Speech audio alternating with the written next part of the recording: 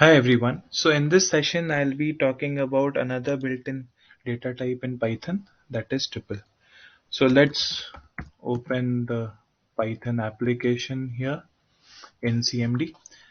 Now, as I said, tuple is also one of the built-in functions, built-in data types in Python like list. And to some extent, it is pretty much similar to list, except two main differences. One, that a list is always a list is always enclosed in a square bracket, whereas a tuple is always enclosed in parentheses. That is one difference. The other one, and the most important one, is that a list is changeable. Or else it could also be said that the list is mutable. That is, we can change values in the list. Whereas in the case of tuple, it is immutable. That is, the values in the in a certain tuple cannot be changed at all. I'll show you how exactly it is. So say example, I create a tuple, okay, and I print the tuple. I access the values in a tuple through indexes, being put in a square brackets. Okay, E1, the second value. So till this extent, accessing the values in a tuple is pretty much same as in list. But say for example, I want to replace the value on index 0 with a different value. Okay, so this is not possible. It will throw you a type error saying that a tuple object does not support item assignment. So in order to achieve this, the only way out for us is to convert this tuple, or rather create a list out of this tuple, make changes in that list, create a new tuple from that list, and get the desired result. Okay, so say now I have this list E1. I create a list out of this by using the list construct. Okay, I print this list. Now I say I want to replace the value at the 0th index with say A, B, C, D, E, F.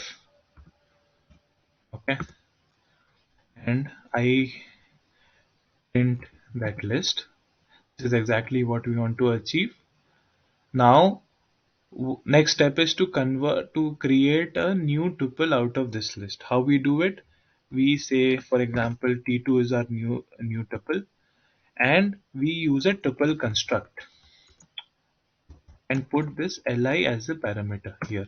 Now if I print t2, I see a new tuple being created with our desired results. So basically we are not making changes to an existing tuple. The existing tuple still remains.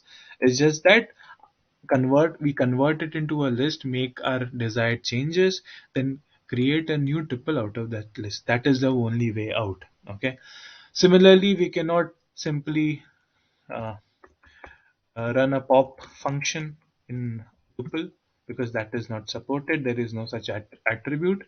In order to delete a value from a tuple, we again have to follow the same approach.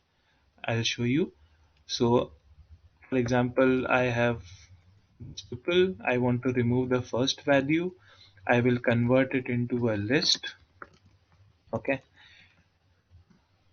a list is being created.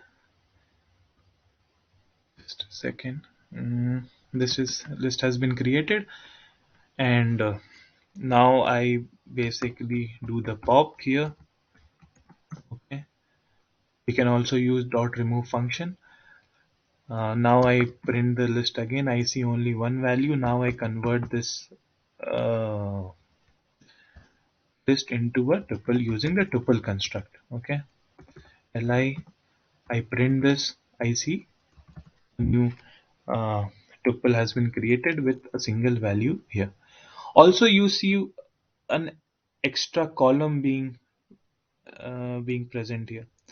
What this means is that if at all we want to create a tuple for a single value, we have to always put a comma at the end.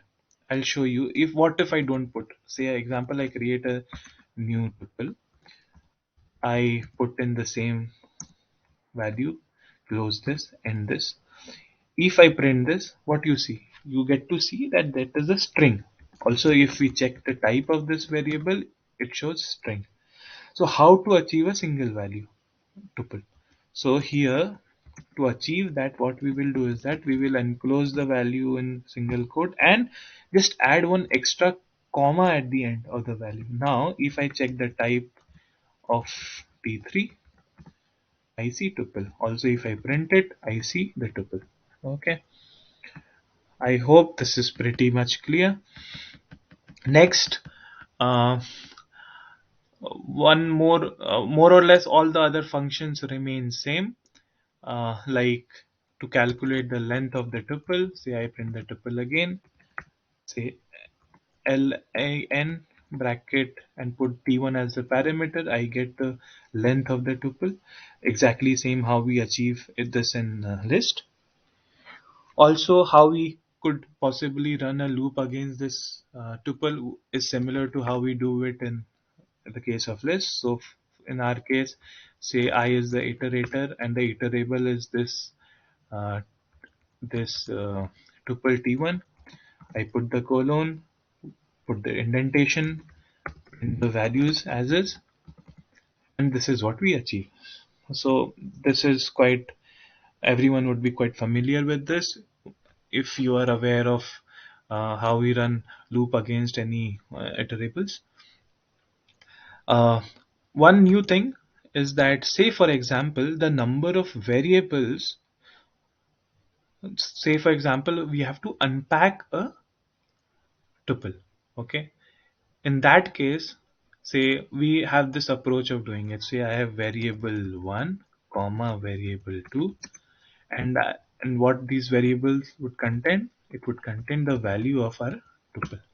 Now if I print value var1, it will show me the first value, var2 it will show me the second value.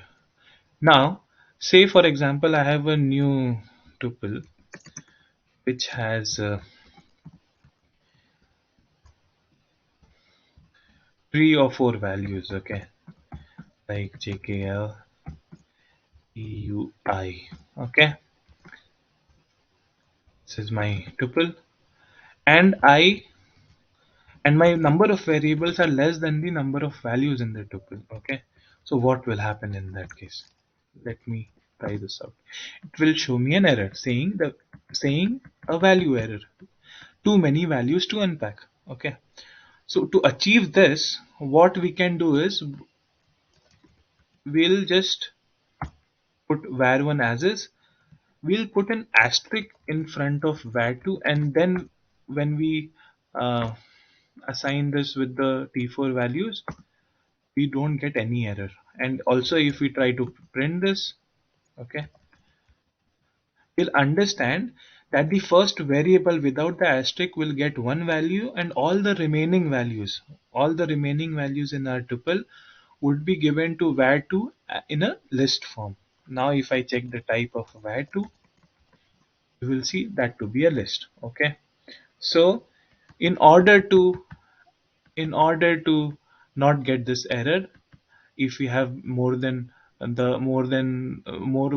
than the number of variables available, we can put an asterisk in front of any one of the variables, and exactly that is what we get. Say we have 3 variables, okay, and in this case what we are doing is that we are putting the asterisk in front of the middle variable. Okay, now if I assign values of t4 into these, still we don't get a value. And now if I try to print these variables, what we see is something very astonishing. Okay, I'll first print the t4 value. You will see that variable 1 has the first value, variable 3 has the last value, and variable 2 would have a list containing these two values. So what we conclude from this is, what first the this particular expression tries to accommodate the number of data values into the number of variables that we have. Okay, so what it will do is that it will first fill var1, it will fill var3, and all the remaining values, and this is also as per the location of the data values. Okay, so once this is done, all the remaining values would go in var2 as a list. Okay, say for example, in our case, had we not have any say uh, second or three or a third variable, okay, things would have been something like this, and var2 would only contain tu. So basically here what is happening, the expression is trying to fill var2 with the last one value. Rest all the values are being put into a list and been assigned to var1. Okay, so this is one unique thing uh, in uh, in tuples, and yeah, pretty much that. Also we can say we can find the index of a value in a tuple using the index function. How will we do that? T4 into t4 dot index of, say, gfh. Okay, we get the index as 1. This is, and as usual we know the indexation starts with 0, so this is this is at 0th index, this is at first index, second, and so on and so forth. Okay, so that is pretty much it for tuple.